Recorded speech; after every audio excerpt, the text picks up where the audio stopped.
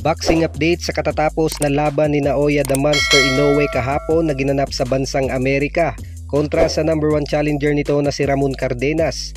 Impresibo po ang naging panalo ni Naoya Inoue, kanya pong dinurog si Ramon Cardenas at tinalo sa pamamagitan ng 8th round technical knockout.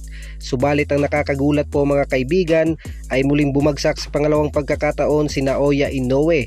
Kung matatandaan po mga kaibigan, unang bagsak po ni Naoya Inoue sa kanyang buong professional boxing career ay ang laban po kontra kay Luis Nery noong Mayo 6 ng nakaraang taon, nang tamaan ng isang matinding left hook sa panga si Inoue mula kay Luis Nery.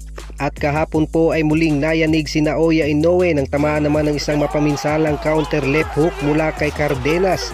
Sapol sa bibig si Inoue at biglang bumagsak. Napaka-awkward po ng pagbagsak ni Naoya Inoue dahil kung mapapansin po mga kaibigan ay napakalakas po ng suntok na tumama kay Inoue at mukhang hindi niya yon inaasahan dahilan ng kanyang pagbagsak.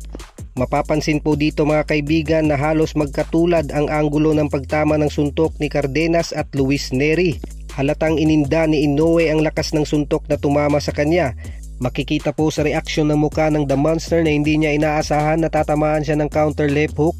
Gayon pa man mabilis na tumayo si Inoue at bumawi. Sa round 8 ay dito na po tinigil ng referee ang laban nang paulanan ng matitinding suntok ni Inoue si Cardenas at mukhang di na kinaya ng referee ang pangbubugbog ni Inoue kaya tinigil na nito ang laban. Subalit marami pong nagtaka kung bakit tinigil agad ng referee ang laban dahil makikita pong nakakaya pang saluhin ni Cardenas ang mga banat ni Inoue. Gayon pa man napanatili pa rin ni Inoue ang kanyang titulo at nag-improve na ngayon ng kartada sa 30 wins, no losses, no draw with 27 knockouts. Samantala nagdududa po ang ilang mga boxing analysts kung kakayanin ba ni Inoue ang mga fighter sa mas mabigat na timbang, kung sa ngayon pa lang ay kayang-kaya na siyang pabagsakin ng mas maliliit na boksingero. Aking obserbasyon po mga kaibigan na ibang-iba po yung bilis na ipinakita ngayon ni Inoue kumpara sa mga nakaraang laban nito kontra kay Luis Nery, Stephen Fulton at TJ Doheny.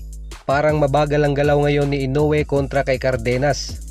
Na-expose tuloy ang kahinaan ni Inoue, yun daw ay ang kanyang malambot na panga.